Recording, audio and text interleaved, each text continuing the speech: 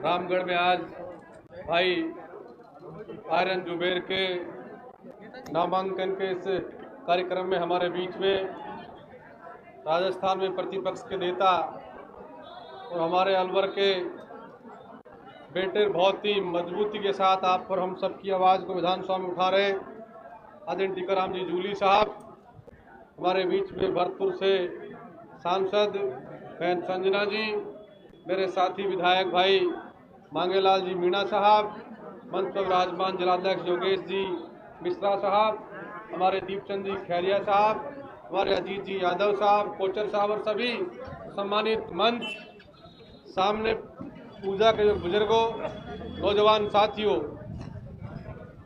आज हम सब लोग आपके बीच में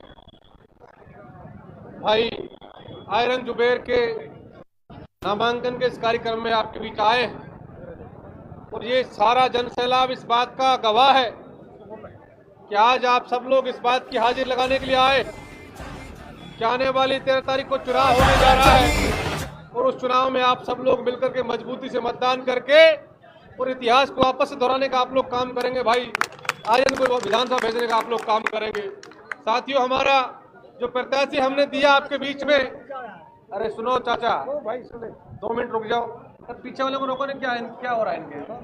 अरे रोको, क्या है? रोको, अरे रुक जाओ भाई, अरे यार क्या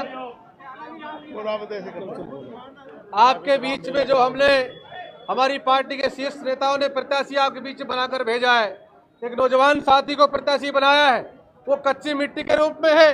साथियों, आज आप लोग इनको विधायक बनाकर भेजोगे और पूरे 5 साल नहीं, पूरे जीवन में जब तक ये लोग बड़े होंगे, धीरे धीरे आप लोग मिट्टी के जिस भी सांचे में आप लोग ढालना चाहोगे उसी सांचे में ढलने का काम हो जाएगा।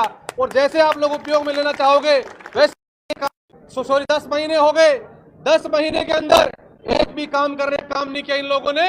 अगर कोई काम करने का काम किया है तो हमारी सरकार की योजनाओं को बंद करने का काम किया है।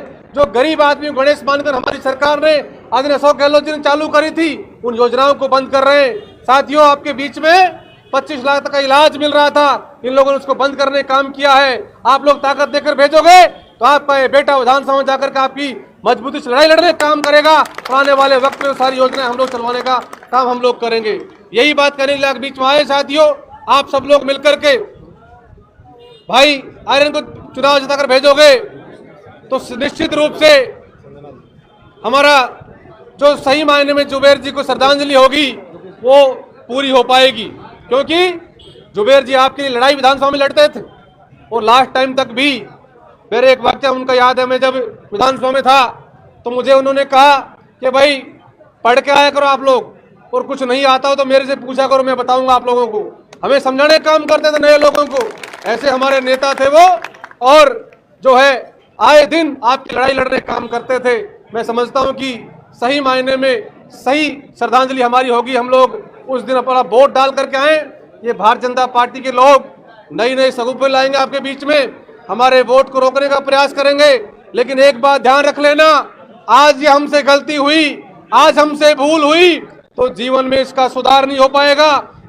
आज आपके बीच में हमारे भाई आर्यन जुबेर जी के नामांकन में हम यहाँ सभी आए हैं। मैं समस्त सरदारी से यही कहना चाहूँगी कि ये चुनाव अपना चुनाव बन के लड़ाना है, क्योंकि मुझे भी आप सबने आशीर्वाद दिया था, ऐसे ही हमारे भाई को भी आशीर्वाद देना है। और मैं तो सीधी सी भाषा में सब यूँ कहूँ, आपकी बेटी हूँ। ऐसा ही हमारा भाई आर्यन है, कोरा कागज है, जो आप लिखोगे वही लिखा जाएगा। और आपको पता है कि भाजपा की जो सरकार है भाई, केंद्र में भी ऐसा ही कर रखा है और राजस्थान में भी 10-11 महीने तो हो गए। आपको पता है कोई सुनवाई तो है नहीं, गरीब परिवार परेशान है, मजदूर परेशान है, किसान वर्ग परेशान है। तो आप सभी को आने वाली 13 तारीख को हाथ के पंजे पर निशान दबाना है। किस पे दबाना है? हाथ के। अरे खड़े तो करो भाई, आज आप नामांकन में आए हो। ऐसा ही आप अपनी बेटी पर आशीर्वाद बनाएं, ऐसा ही आदरणीय मैं आज भी मुझे याद है जब मैं प्रोग्राम था जयपुर में, वहाँ गई थी। आदरणीय जुमेर जी मेरे पिताजी जी के बराबर थे, उन्होंने मुझे बुलाया और कई ऐसी राजनीति चीज मेरे को बताई। मुझे आज भी याद है कि आज तक हर कोई किसी के लिए ऐसी बात नहीं कहता है। उन्होंने अपनी बेटा बेटी समझकर मुझे कई चीज़ों के बारे में बताया है। तो मुझे इस चीज़ का है, अगर आप ऐसा ही चीज़ देखना चाह रहे हो